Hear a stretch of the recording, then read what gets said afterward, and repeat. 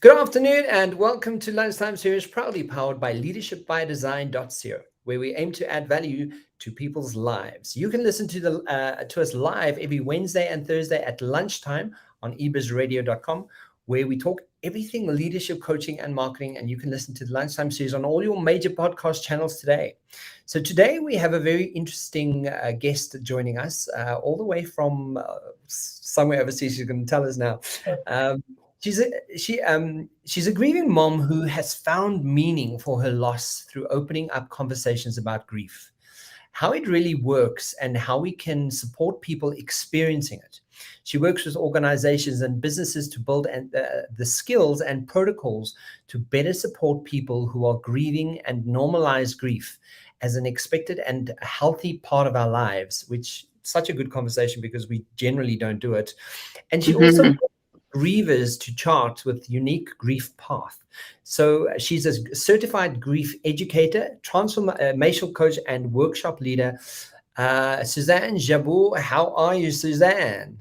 I am well. Thank you so much for having me. I'm in Vancouver, Canada. So yes, somewhere not where you are.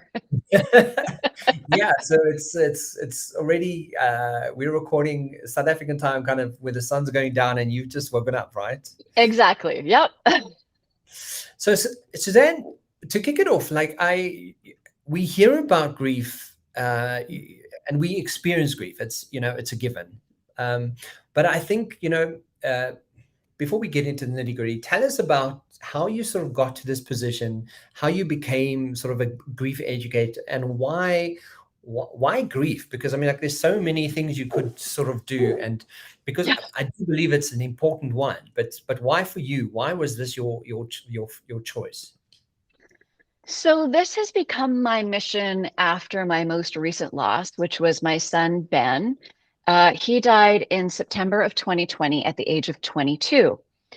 Sure. And there was something about that out of order loss and the loss of a child that for me just meant I got like grief on the next level, right? I had grieved people before, both my parents died before Ben, obviously my grandparents, aunts and uncles, friends, colleagues. So, it wasn't the first loss of someone really close to me, but there was something about that loss that was just, I experienced grief in a way I never had before. And I realized very quickly that I didn't know how to do it. I didn't know what was coming for me. I didn't know what the symptoms would be. And mostly that was because we don't talk about it. If you think about anything else in our life, we talk about it. So when it happens to us, we kind of go, oh, but I remember, Kevin said this happened to him, and Sally Joe said this happened to her, and, Marty said this other thing. And so we can kind of put together our shared knowledge, but we don't do that with grief. So for me, I realized very quickly that I didn't know enough about it, and that people who loved me didn't know how to support me. They didn't know what to do. And that's the other thing that comes when we don't talk about it is we hold a lot of fear because we don't want to do the wrong thing. We don't want to hurt the person who's grieving. We don't want to make it worse. Yeah. And so then we get all kind of tangled up in the fear piece, and then we'd end up not doing anything. And then we all end up isolated, and we start to feel a little bit of shame. And then the whole thing just becomes a big mess. And so what I realized is if I started writing on Facebook, as you do, right? Mostly just to get the spin out of my head, because I couldn't keep all of what I was learning and what I was experiencing in my head. It was maddening. So I started writing on Facebook, and the response I got from friends and family was unanimously, oh my gosh, no one ever talks about this. Thank you so much for sharing. I'm learning so much from what's going on for you. And so it really has just built from there. And the more I learned about grief, the more I needed to support myself and my daughter and, other people, and, talked with people who were able to support me about why. And I just was so curious. And that was really part of my survival technique. I got this download very early that I was only going to survive this experience if I could stay conscious and curious. So the conscious was about just facing it all on, letting it all be okay, right? All the emotions, the tsunami, the horror of it all. That was the conscious piece, was I couldn't stuff any of it. I couldn't go unconscious to any of it. And yes, that was really hard and terrible. And I'm grateful I did it that way. The curiosity piece was about how do I, when you're in that survival mode part, like, how do I get through the day? How do I even just live in a world where this is my reality now, where I'm living in this post-apocalyptic nightmare and everyone Yeah. else is, going to work, right? So, and really, that earliest curiosity for me, where I realized I needed every tool in my toolbox, was I was sobbing one day, and I was sobbing so hard. And I thought, I don't even know how to breathe anymore. Like, I don't know how to breathe. I know how to sob, but that's not, like, I'm not oxygenating my body. And I know that's important. I remember from high school biology, this was a thing we were supposed to do, right? Yeah. So that was the beginning curiosity, was really for me about survival. And then it's become more and more about, how do we shift this paradigm? How do we break up this fear? How do we open up this conversation? And that sort of led me to looking at, how can I help people who are supporting a griever? How can we open up those conversations? And one of the hardest places for grievers to be is in the workplace. So that led me to really look at, what can businesses do? How can we, I talk to business leaders all the time who say, I know there's something I could be doing beyond the sort of, here it's pretty standard, you get 3 days off, and we have some kind of employee assistance program. So beyond that, like, what can I do? Like, that just doesn't feel like enough. Yeah. The good news is there's tons of things you can do. The bad news is we're not talking about them. So we're not sharing best practices. We're not sharing what we're learning. We're not sharing anything. And so I'm really here to disrupt all of that. So I just like I'm dumbfounded by. I'll tell you why I'm dumbfounded, because just as you're speaking about it, I think of my daughter, and the thought of losing her would there would be no point to me. So I'm Yeah. sitting here kind of going, I don't like, so let me ask a question then, because I'm Mm-hmm. going, how do you not lose your reason for living? Because to me, like, my immediate association to my life is like, I want to be the best I can possibly be, so that, when I'm not here one day, my daughter can look back and go, that was my dad and he did that. And like, if that goes away, it would literally take away my identity. Like, it would take away. Yep. And I can't even imagine what it feels like to be in that situation that you're in. It literally takes my breath away. So how do you, I mean, I don't even know, like, what the question is. How do you do this? How are I you mean, okay? 1 second, one breath, one baby step. That's how. I remember in those very early days, I had such a clear, visual in my head of what my life looked like. And you're exactly right. I lost myself. The person who went to bed the night before that dreaded, that phone call every parent dreads, that middle of the night phone call. The Yeah. person who went to bed that night doesn't exist anymore. Yeah. And I had to understand that very quickly, because I was lost in the wilderness, right? I was like, I don't even know, who, if I am not his mom, and I have another child, I have a daughter as well. But Yeah. if I'm not his mom, who am I? Like, what is my, absolutely. And so I had this visual of my life in pieces on the ground, my life and myself, because I knew I had lost my identity as well, Yeah. because I'm the mom of two. Now I know I'm still the mom of two. I will always be the mom of two. Right now I know that. At the time, I couldn't make any sense of that. So the pieces of my life are in, like, big chunky puzzle pieces. You know those 3D puzzles like on Survivor? Those Yeah. big chunky puzzle pieces all on the floor around me. And my arms were already full of what I could carry, right? I'm already at capacity. And there's all these pieces of myself and my life on the floor around me that I don't know how to pick up. Yeah. And I had to figure out, what pieces could I get okay with leaving behind? Like, I knew that person didn't exist. So what parts of her was I okay with leaving behind?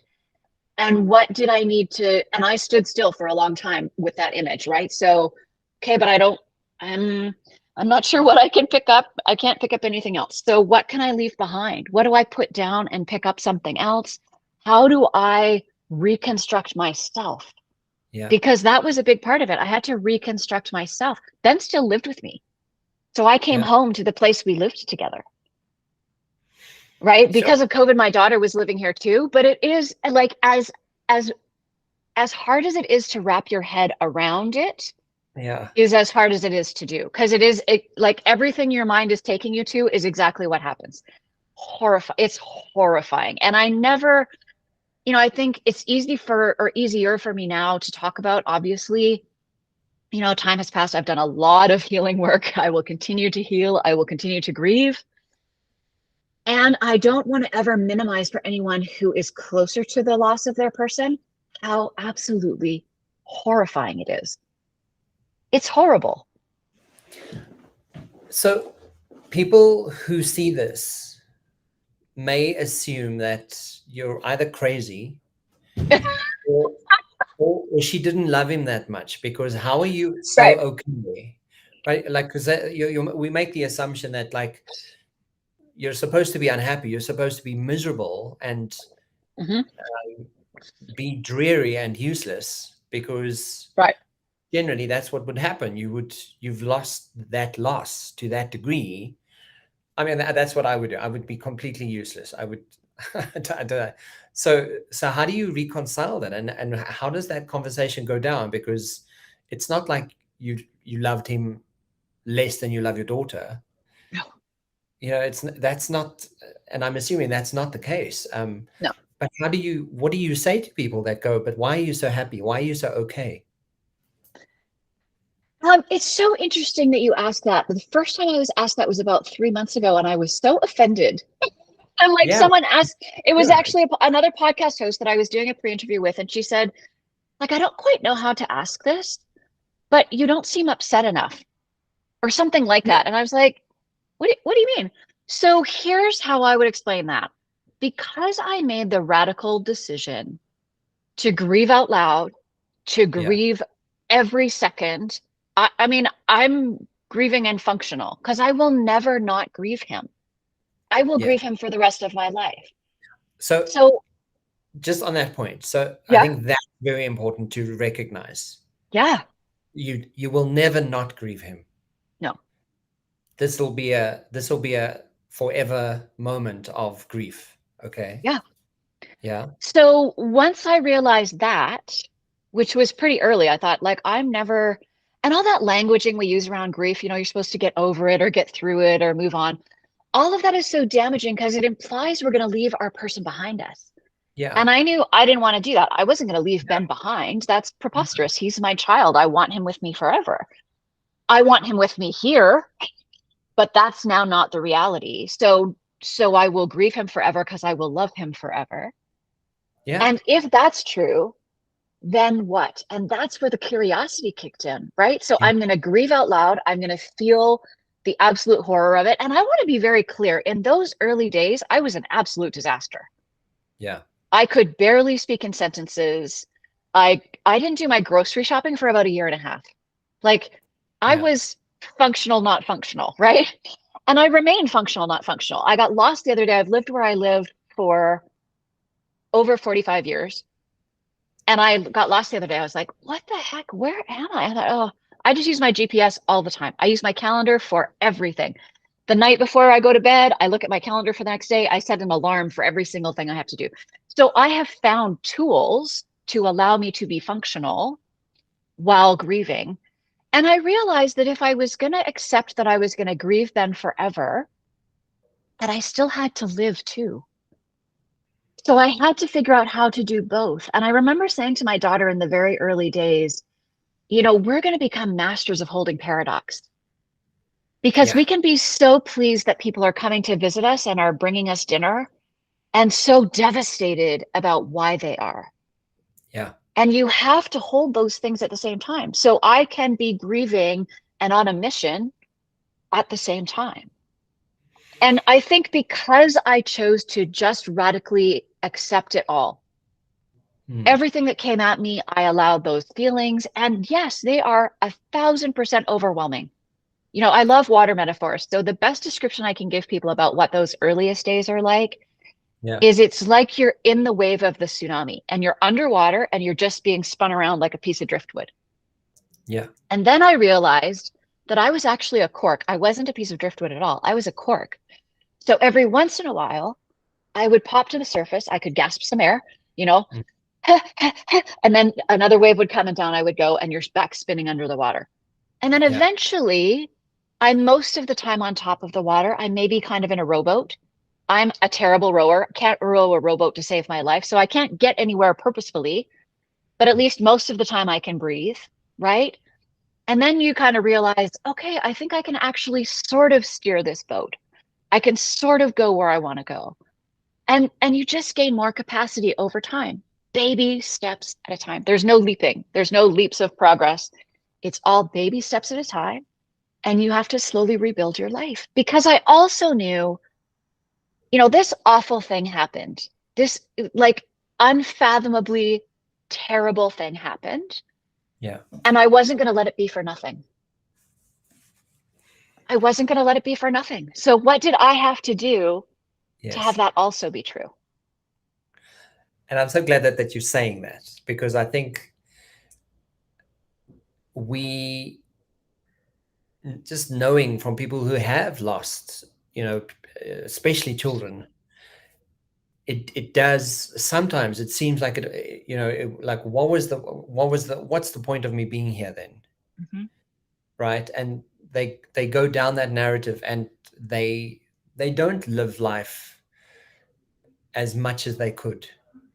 Yeah, But hearing you say that, you kind of, I mean, I don't know what to, like, how to sensitively ask. So please forgive me that's if okay. I. Just ask it. It's all good. This is a no shame, no blame zone. We're here to break up taboos and open a conversation that feels awkward. So welcome to the awkward zone. Thank you, thank you. I appreciate that. Because do you believe that this then has given you uh, a platform, a an ability maybe? Because I'm like, it feels like you have like a gift now to be Mhm. able to do stuff for people, and carry and create space for people who may have gone through this. Do you think that's the gift of what it is giving you? Is it a gift? Is like, what is, like, is that what you're getting from it? I mean, that's part of it. I wouldn't be a grief educator. I wouldn't be on your podcast talking about grief if this hadn't happened to me. Yeah. And I realized very early that, I'm comfortable talking about it. That's the choice that I made. And it was a choice of survival. It wasn't oh, would I really enjoy talking about that? No. The only way I would survive was going to be to talk about it. So if that was true, and the people that I talked to were so appreciative of my ability to say, oh my gosh, this is horrifying. And this is how it feels this week. This is how it feels today. I can barely get up. Today, my exciting win was I had a shower. And I mean, I could talk about showering. Showering's a whole thing. All that stuff you do without even thinking about it, Yeah. all that ability falls away. I had to stand in the shower and think, okay, what am I doing? What is this place? What am I doing here? Oh, okay. So I usually do my hair first. Let's do that. Like it really, you have to break it down and talk yourself through it. It's so unspeakably difficult. Those first days when you're just trying to survive and get through the day. But if it was, I've always been a comfortable public speaker. I've always been comfortable speaking with people. So if I could use that gift and skill that I already had to make it easier for other people that didn't have that gift and skill, then that made sense to me. And it was also part of that sense of like, Ben struggled with mental illness for years. So I talk about that. I talk about, how we need, part of why I'm so passionate about grief and supporting grievers is that grief is this place where emotions are big and we need to face them and we need to own them. And we're, as a collective, not good at that at all. No. Right? We don't want to talk about emotions. We barely want to feel them, especially if they're from the bad negative list. Then we're just going to stuff them away. And science is telling us now how actually physically bad that is for us, right? It's Yeah. actually, we're creating malignancies in our bodies literally by doing this, by not expressing our emotions, our unexpressed trauma. Yeah. So if I could use my ability to speak, my radical acceptance of grief, and my almost student of it-ness, that's not a sentence, but you understand what I mean. Like Yeah. I was determined to understand it and to really think about like, how did it work this way? Why did it work that way? That's where the curiosity took me once I got out of survival mode. It took me to, okay, how do I rebuild this life? Because, I think you're so right. The story that society tells us about a parent who's lost a child is they now have no meaning in their life and they don't even know why they're still here. Yeah. And there absolutely are parents for whom that is true. And I knew that that wasn't going to be my story. I was very clear. That So was not going to be my story. I was going to make the choices I needed to make, little choice at a time, baby step at a time, because I knew I wanted to have as big and rich and abundant and full a life as I would have had if Ben was still here. And I I'm, knew I'm that. I'm getting all teary-eyed as you're speaking about it, because I think it's people like you that are actually like we know superheroes are, they're supposed to be superheroes, but I think I would coin you a superhero. Like I would, Oh, like you would, like it's and I don't want to be all emotional about it, but I think that is such a uh, it's such an ability that you have to be able to do this. I don't know how someone would do this. This is just, I'm completely stunned and floored by your ability to do this. So thank you for being so brave and such a superhero. I think you are you're superwoman, because then it does give it gives it you give space for people to know that they're not nothing because they've lost a child. yeah. And they're not, there's yes, absolutely, there's a void, there's a whole new identity that's needed, there's a whole new way of living and a way of life, Yep. and only a superhero who has super abilities and super strengths could get that, would be able to see it, would be able to kind of go, well, if there was something that I could do and have meaning for it to be at least for something, then do this, make it conversational, make it out there, speak it through, let it be okay to be just completely grief stricken, and go, okay, cool, now have a cup of coffee. Yeah. Like, or whatever that is. Because, yeah. And, thank you. First of all, that makes me, yeah, anyway, makes me emotional as well. And we're just going to embrace all the emotions because that's what we Yes, do here. absolutely. This is the emotion zone, right? The awkward emotion zone. And I think, it makes me emotional because as much as I can see it was a choice that I made, and that's how life works, right? Life is all about choices, little choices, little choices, little choices, bigger choices. It's all about making those choices. And, so much of the choices I made early on were literally about survival. It Yeah. was like I knew if I let myself close it off, or if I tried to close it off, I had this clear knowing that I would be shattered. Like I could see myself like when the opera singer sings whatever that note is and the glass goes, psh, I Yeah. could see myself doing that. And I was like, okay, well, I'm not doing that. I don't want that for myself, right? So if not that, then what? And Yeah. that's the constant question. Like, if not that, then what? If that and what? If Yeah. I'm going to grieve my whole life for Ben, which I am, I say there's a Ben shaped hole in my heart. Mm. And there's nothing that can fill that. Yeah. And there's a life to be lived here and it's mine. And I still get to live it. And I think that's such a beautiful way of looking at, to kind of just in honor of him, Yeah. to kind of go, let's help people be able to know that that transition that we all inevitably will go through. Mhm. It's okay to be sad about it. It's okay to feel it. It's okay to experience and express that. Um, so, I mean, is there a step process? I'm like, I don't even know. Like, is there a step process to this? What is your recommendation? Like, what do you start with when you sort of give advice? Like, what is the beginning? So the beginning for someone who's experiencing grief is about permission. Yeah. So my end game, my cathedral project is you won't need to give yourself permission because culturally we will have permission. Right now we don't.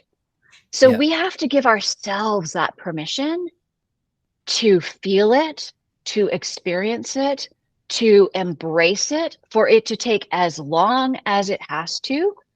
Permission to ignore everybody's advice. Because frankly, for me, I was very clear. Like, if you have not lost a child, suddenly got that middle of the night phone call, I give no, I don't know if I can swear or not, I give no poops about what you have to say about how I should be grieving. I have Yeah. none to give. None to Yeah. give. Sorry. Thanks for coming. Right. I was, very clear that that was not going to be helpful.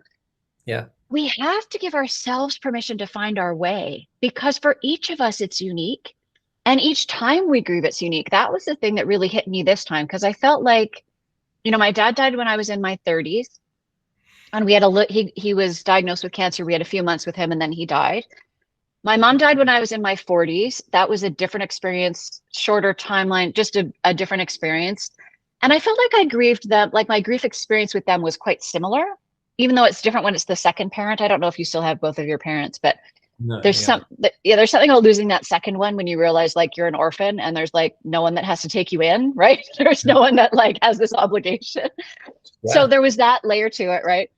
But then there was something about, Ben's death that just brought up symptoms I had no idea about. Physiological symptoms, the grief fog, like the brain fog is, astronomical. I'm still using the GPS in my hometown, right? Yeah. That's the fog part. And things that I know if I had known they were coming, I wouldn't have felt so alone. I wouldn't have felt like there was something wrong with me, right? Because when you don't know these things are possible and likely, then when they happen to you, you think there's something wrong with you. Yeah. So my child has died. I've lost my own identity. My life is in pieces on the ground. And now I all of a sudden have Alzheimer's, right? Because I don't know that Yeah. brain fog is an expected part of the grief process. So if I can say that to people, and if we can talk about what symptoms you could be expecting, if we can talk about how long it really takes, it takes you, you get your 3 days off work and then you have a service of some sort, celebration of life, whatever it is, then you're supposed to be back to normal. Well, that's impossible. It's impossible. So we're putting impossible expectations on people when they are at their most raw Yeah. and the most uncomfortable, right? I mean, we're uncomfortable talking about this and it's not happened right in this moment.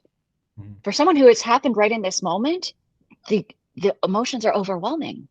Yeah. So if I can help to sort of shift those conversations, so that's where I start. If you're grieving, you need to give yourself permission to do it your way. You need to give yourself permission to take help. You're going to need help. When Yeah. people offer, say yes. And if you're supporting someone who's grieving and you want to help them, make a specific offer. Anything you need, let me know. I feel your energetic love. I cannot access that because Yeah. I can't form sentences, right? So what I might need in the future, I can't conceptualize that. My brain won't do that. So bring me food. I'm going to bring you food. I'm going to bring you dinner. Yeah. Like I'm sending going to the grocery store. Do you need milk? Yeah. Oh, I don't need milk, but could you bring me apples or bananas or cheese or bread or, pork chops, Yeah. whatever it is? Yeah. That's really helpful. Specific, tangible offers of support. And there's a million of them. Anything you're doing in your regular day is supposed to be happening in the griever's day too. And it's probably not. So could you offer maybe to clean their house? That's a tricky one because a lot of us don't want anyone to touch our person's stuff. So that's Yeah. a whole tricky. Could you take out their garbage? Absolutely. I was talking to someone the other day and she had an angel show up and do her laundry. So Oh, they wow. came on one day, took the baskets of dirty laundry, took them home, cleaned, folded, everything came back clean and ready. That's a huge gift, right? So there's all kinds of really tangible, practical things we could do to help people. I had I was talking about grocery shopping. I had someone else do my grocery shopping for about a year and a half. And Yeah. then I slowly could re-enter the grocery store. Grocery stores, I would love to talk to grocery store owners. That's who I need to be pitching to. You need to fix the whole structure of the grocery store, right? It's a really complicated place for grievers, right? Yeah. First of all, you have to be dressed. You never know who you're going to run into. So I still don't really go to the neighborhood grocery store. I go to one away. Music is playing all the time. Music is one wildly activating thing for people. Like if you hear your person's song or the song, now you're crying in the grocery store. I always, whenever I see an abandoned cart, I always think, oh, I bet that's someone grieving. Because it just, you get overwhelmed and like just abandon your cart and leave. It's totally fine. Yeah. Right. And then you're going to have to show up and the cashier is going to ask you how you are. Please, can we stop that? That's not a transactional question. That's a very personal question. And you don't Is want me to answer. I'm a hot mess griever who's barely holding it together and I just want to pay for my loaf of bread. Just let me get and out of here. people do Like, it so flippantly. They do it so flippantly, oh, as if they have time to listen. Like, yeah. Which that we don't even stop. Have you noticed that now? It's so flippant that when we ask someone, how are you? And we expect them to say fine or good, that's the two acceptable answers. We don't even pause our steps. yeah, We say it yeah, now while we're passing in the hallway. yeah, That's appalling to me. So that, I do that pledge with when I'm working with a business or with groups of people. And I say, like, what if we make this pledge with each other? Find a safe group of people to do it with. I'm not asking you to be your most awkward, vulnerable self among people you don't feel safe with. Pick safe yeah. people to do it with. And the pledge is that I will only ask, how are you, when I really want to know, and you will tell me the truth. Right? And Okay. that would shift the whole paradigm around emotions. Yeah. Right? Because We don't. We're so emotion phobic. We're like, how are you? Fine. We don't even want to stop. I'm not even stopping. Just keep going. I'm asking this question, but we're going to pretend it's fine. Like, it's ridiculous. yeah. I mean, and I've actually done that because in South Africa we have some of our cultures in South Africa. They'll ask until you say how you are, they won't serve you. Mm-hmm. And someone did that to me the one day, and they kept saying, "How are you?" And I was like, "I'm fine, fine, thanks." And no, I didn't answer them, and they kept saying, "How are you? How are you?" And I looked at them, and I stopped, and I said, "Do you know how I am?" And then I just like laid it all out, and I was like, "My mother just died," and I gave this whole story, and they stood there, and they were like, so I'm like, "Do you still want to know how I am?" And they couldn't answer me. And it was just a moment of just like teaching people, like, don't do that and insist to find out how I am doing if you're not actually invested in how Yeah. I'm doing. It is Yeah. it's so short-lived, and it's not a proper transactional conversation. Yeah. Just how's your day been, or whatever, something. Did you find That's, everything you're looking for is a lovely yeah, transactional conversation. Come again soon is how you let someone leave. Not have a great day. I wanted to scream out loud and punch people in the throat. Honest to goodness, Kevin, I would like, I'm barely holding it together. I got the first thing I could shop for regularly was smoothie ingredients, right? Because we just had the same smoothie every day. yeah, Blueberries, bananas, spinach, oat milk, hemp seed, if I remembered, like 5 ingredients. So I could make sure we had those. And I would go in, okay, 5 things. And I knew the path through the store. I'm holding it together. I'm doing okay. It's good. I've got my AirPods in so I don't have to listen to music. I'm doing great. Get to the cashier. How are you? Oh, for crying. yeah, And I just would grunt. I thought, I'm done. I don't even, because, we're all so conditioned to be polite and give a polite response. I thought, I can't. I don't have polite today. I just need my groceries. So I would just kind of grunt, which was normally okay. And they would carry on scanning my few things and then have a great day. And I thought, why are you saying that?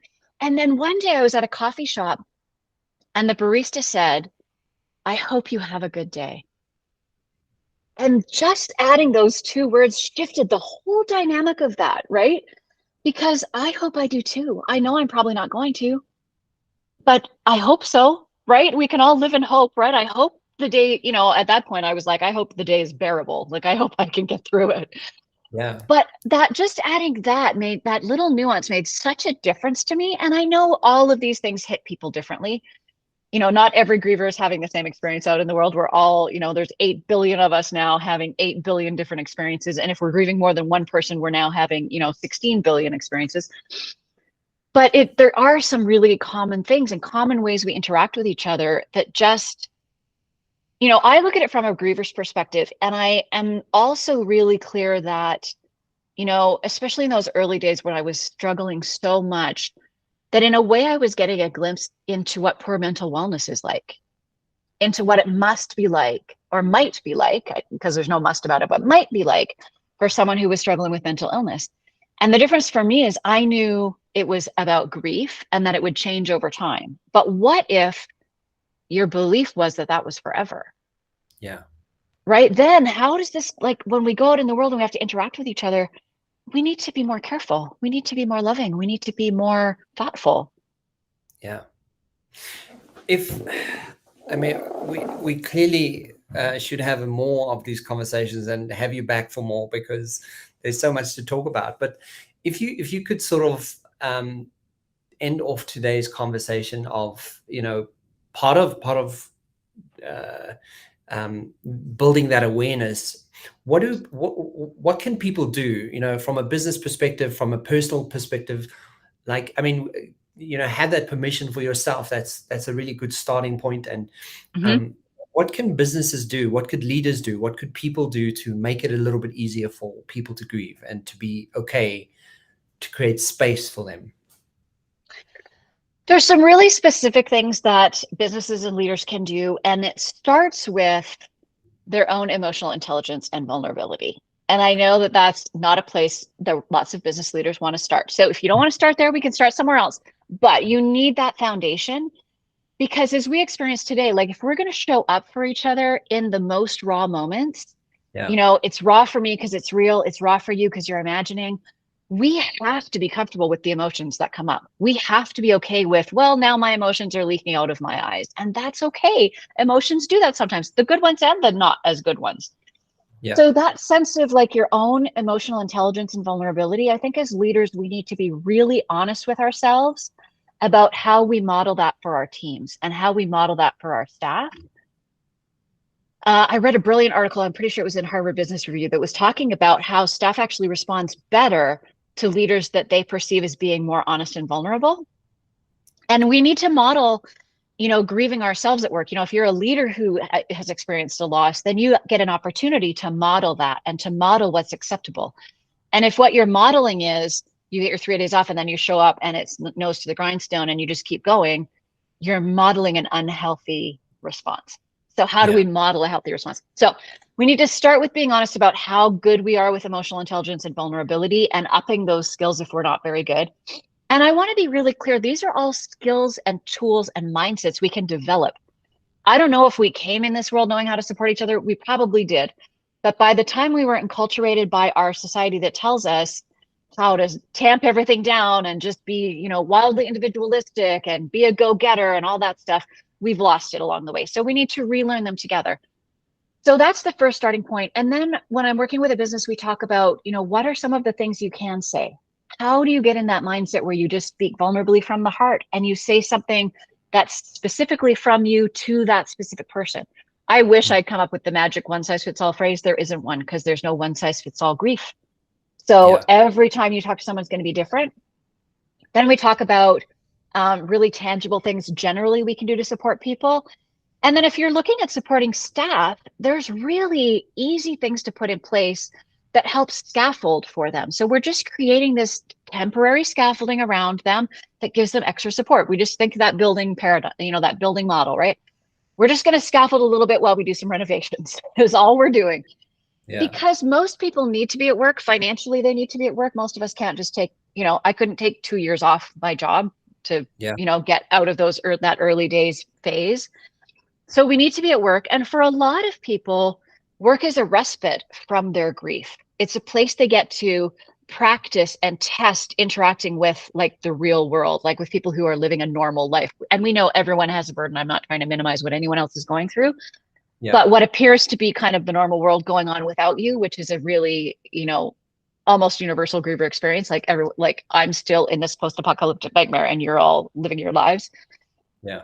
So there's ways we can provide support. And so we do that specific to your business, but here's some examples. So if you have, everybody starts at 8 and we work till 4, if they don't need to be there at 8, does it really matter? So give them that time freedom. Because for me, a shower takes 5 minutes. When in that early phase of grief, 25. Like took forever to get ready, to get clothed, right? A lunch packed, like took forever to get out of the house in the morning. So flexibility around time, wonderful if you can offer that. You can't with every position, and that's okay. There's other things you can offer.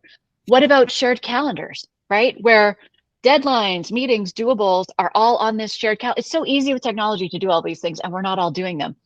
So shared calendars. So I don't have to try to remember everything. I know where the document is, right? Where I can go look at it. I can look every morning when I come in, I can look and go, oh, I don't have anything deliverable today. Great. So here's how I'm going to structure my day. Breaking down tasks. So multiple step tasks are often really hard for grievers. That's part of the brain fog. So if you can break it down and document it as little tasks instead of one big one with a lot of steps, that's really helpful for some people. What about like a walking buddy or a rotating walking buddy? So there's someone that you can go and say, I need to go for a walk, and you go and you walk it out, because we need to move our bodies too, right? Emotions need movement for us to process them. What about a lunch support? Like if it's someone like me who's struggling to cook, every day someone else is going to bring you a lunch. Great, right? There's a million things we can be doing. And the interesting thing about them is when we have this conversation and we start to talk about grief, so then we're talking about emotions, so then we're talking about what happens when you're struggling, how do we help you?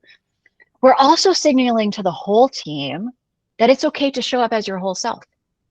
That you get to come to work and say, oh my gosh, I'm on the struggle bus today. And can someone remind me when my meeting is? Because I'm not going to be able to remember.